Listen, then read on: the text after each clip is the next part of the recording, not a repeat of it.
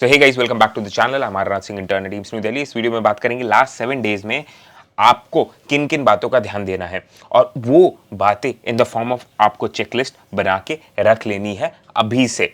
In fact last 7 days में नहीं, जब भी आप ये वीडियो देख रहे हो उसके बाद से आपको प्लान करके चलना है। इन बातों को ध्यान में रखना है, बिकॉज ये ऐसी चीजें हैं जो आपका गेम बना सकती हैं या बिगाड़ सकती हैं।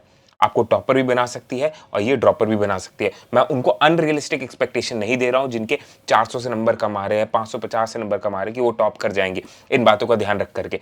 बट हाँ, मैं तुम्हें ये एक्सपेक्टेशन जरूर दे सकता हूं, ये प्रॉमिस और गारंटी जरूर दे सकता हूं कि अगर इन बातों का तुम ध्यान रखोगे तुम एंड तक ना फाइट मारते रहोगे, ठीक है। और अच्छे से फाइट मारोगे, स्ट्रैटेजिकली टैक्टफुली तुम फाइट मारोगे, एंड देयरफॉर तुम एग्जाम में अपना बेस्ट दे के आ सकोगे। ये अपने समय मैंने भी यूज किया था। मेरे एम्स के जो जूनियर्स हैं उनसे मैंने जो बात की है उससे मेरे को ये समझ में आया था, उन्होंने भी ये बातों का ध्यान दिया था।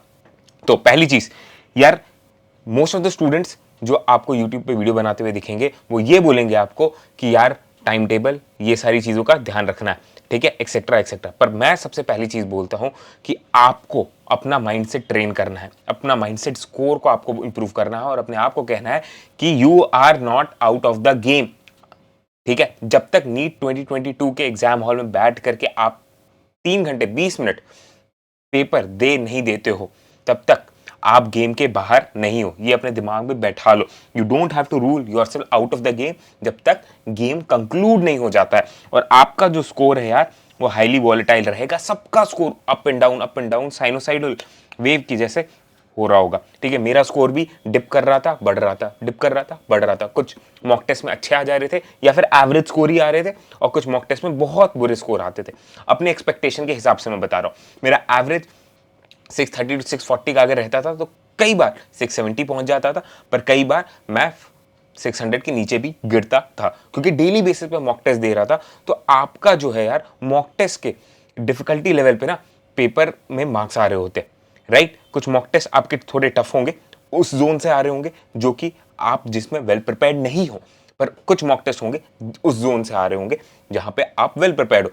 देयरफॉर आपको अभी स्ट्रेस आउट नहीं होना है इस बात को लेकर के कि आपके मॉक टेस्ट में नंबर जो है ऊपर नीचे हो रहा है। बहुत स्टूडेंट के मैसेजेस मेरे को आते हैं, तो मैं उन सभी को ये बोलना चाहूंगा, please do not stress out. ये 90% ऑफ द स्टूडेंट्स के साथ ऐसा हो रहा है।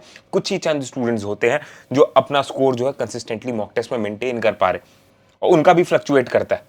उनको अलग बात की स्ट्रेस होती है कि कहीं वो टॉप कर पाएंगे या नहीं कर पाएंगे। आपको इस बात की स्ट्रेस होगी आप जो हो कहीं सेलेक्ट हो पाओगे कि नहीं हो पाओगे। आप वो क्या 620 का कट ऑफ स्कोर, जो एक्सपेक्टेड कट ऑफ स्कोर होगा, वो आप ला पाओगे कि नहीं ला पाओगे, राइट।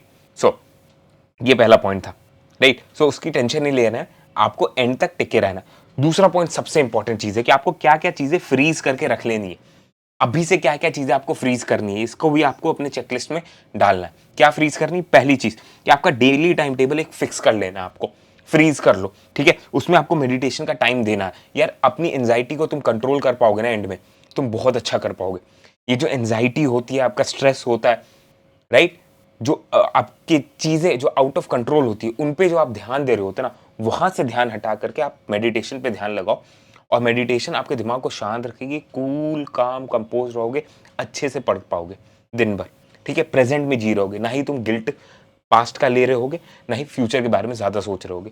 मेडिटेशन से दिमाग आपका शांत रहेगा। मैंने भी एंड में मेडिटेशन की थी, आपको भी मैं रिकमेंड करूंगा, ठीक है। दूसरी चीज, 12 से 15 घंटे आपको स्लॉट में पढ़ना है, ये चीज फिक्स कर लो, ठीक है।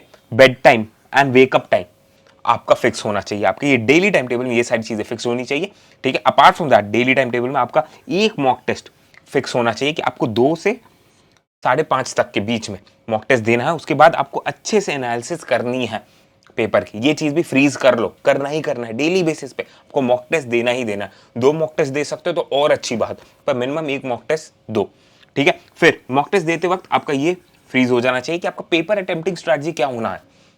अपने आप से पूछो, ठीक है। मॉक टेस्ट देते वक्त तुम समझ पाओगे कि क्या पेपर अटेम्प्टिंग स्ट्रैटेजी आपके लिए बेस्ट होगी, ठीक है। उसके बाद क्या रिवाइज करना है लास्ट के 3 डेज में, ये बहुत बड़ा चैलेंज है जो सभी स्टूडेंट फेस करेंगे। सारा सिलेबस तुम रिवाइज नहीं कर सकते, तुम्हें अभी से आइडेंटिफाई करना पड़ेगा कि क्या तुम्हें रिवाइज करना है एंड में।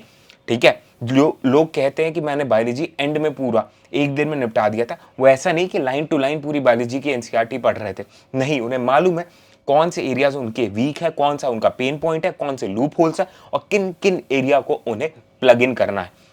तुम्हें भी ये चीज करनी है। ठीक है, और ये तुम्हें कहां से, तुम कैसे समझोगे ये चीज, कैसे समझोगे? तुम जो मॉक टेस्ट दे रहे हो उससे तुम्हें वीक एरियाज अपने पता चलेंगे। ठीक है, जो तुम मॉक टेस्ट दे रहे हो उससे तुम्हें अपने वीक एरियाज पता चलेंगे।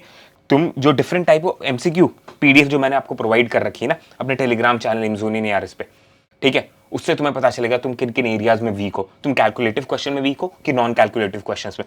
मैं आपको दिखा देता हूं, मेरा जो टेलीग्राम चैनल इमजोनियन एआरएस है जिसका लिंक डिस्क्रिप्शन में मेंशन्ड है, 200,000 से ज्यादा स्टूडेंट मेरे से कनेक्टेड है, दैट इज 2 लाख से ज्यादा स्टूडेंट कनेक्टेड है। फेक टेलीग्राम चैनल मत ज्वाइन कीजिएगा, जो लिंक डिस्क्रिप्शन में उसी से आपको ज्वाइन करना है।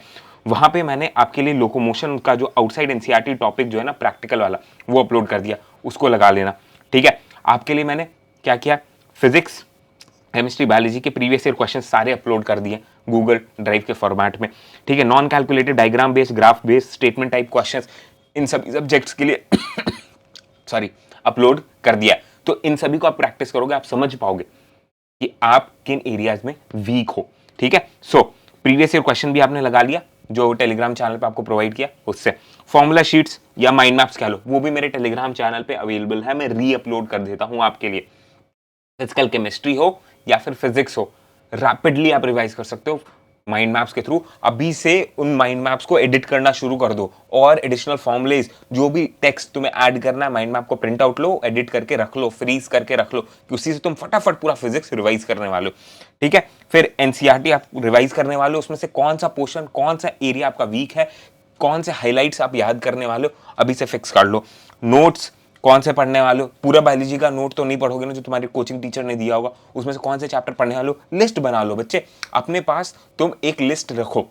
ठीक है, कि क्या क्या करने वाले हो, फ्लैश कार्ड यूज करना है, कैसे यूज करना है, कौन से चैप्टर के लिए यूज करना है, फ्रीज कर लो। फ्लैश कार्ड का लिंक मैंने डिस्क्रिप्शन में दे दिया। ठीक है, at a price of 499 rupees आपको फ्लैश कार्ड का एक्सेस मिल जाएगा, रैपिडली बायोलॉजी रिवाइज कर सकते हो। महज 15 से 20 मिनट में आप पूरा बायोलॉजी का चैप्टर रिवाइज कर लोगे, बड़े से बड़ा चैप्टर रिवाइज कर सकते हो। सभी इंपॉर्टेंट क्वेश्चन जो है एक्टिव रिकॉल फॉर्मेट में वहां पे आपके लिए अवेलेबल है। ठीक है, फिर कोई भी नया रिसोर्स आपको यूज नहीं करना है। क्वेश्चंस के लिए मैं नहीं कह रहा हूं, तुम्हें जितने क्वेश्चंस लगाने हैं नई टाइप के लगाओ, मॉक टेस्ट वही तो कर रहा है, नई टाइप के क्वेश्चन से आप अपने आप को एक्सपोज कर रहे हो, वेल प्रिपेयर्ड हो रहे हो, अच्छा नेट प्रैक्टिस हो रहा है आपका। बट आपको याद रखना है कोई भी पढ़ाई का जो सोर्स है ना उसको नया नहीं करना, कोई नया साइड बुक आपको नहीं उठाना है। ठीक है, स्टडी मटेरियल नहीं उठाना है, तो उसमें आपको सिंगल सोर्स मल्टीपल रिवीजन की थ्योरी अप्लाई करनी है। जहां से पढ़ो, जिस नोट से पढ़ो, एनसीईआरटी से पढ़ो, उसको बार बार रिवाइज करो। ठीक है, और उन एरियाज को जहां तुम वीक हो उनको ज्यादा बार रिवाइज करना। ठीक है, फिर cut off all the source of distraction and negativity, बड़ा बड़ा लिख दो यार, अपने सामने चिपका दो that you are the best, और कोई भी बोले कि नहीं you are not the best, उसको डिस्काउंट करो, साइड में रखो। ठीक है, कोई भी सोर्स ऑफ डिस्ट्रैक्शन अपने पास नहीं रखो, सभी नॉइज को, जितना भी नॉइज है तुम्हारे सराउंडिंग में उसको म्यूट कर दो, अपने आप को कट ऑफ कर दो, एक केवमैन मेंटालिटी के साथ अभी पढ़ लो और गायब हो जाओ। सही बता रहा हूँ, लिटरली डिसअपियर, गायब हो जाओ। आने वाले 7 दिन कुछ नहीं उखड़ेगा अगर तुम अपने इंस्टाग्राम, फेसबुक हैंडल, स्नैपचैट को यूज नहीं करते हो तो। समझ लो, अभी ये क्रूशियल 7 दिन है, गायब हो जाओ। जब जरूरत पड़े ना रिफ्रेशिंग ब्रेक का तभी आओ, ब्रेक लो, वरना तुम्हें क्या करना है, ईट, स्लीप, स्टडी, रिपीट, सिंपल सा लॉजिक है। ठीक है, so all the best guys, keep hustling.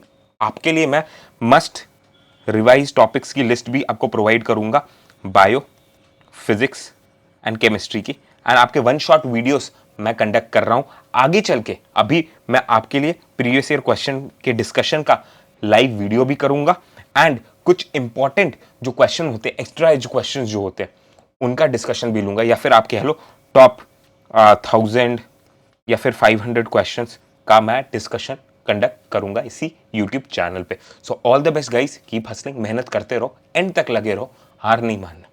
ठीक है।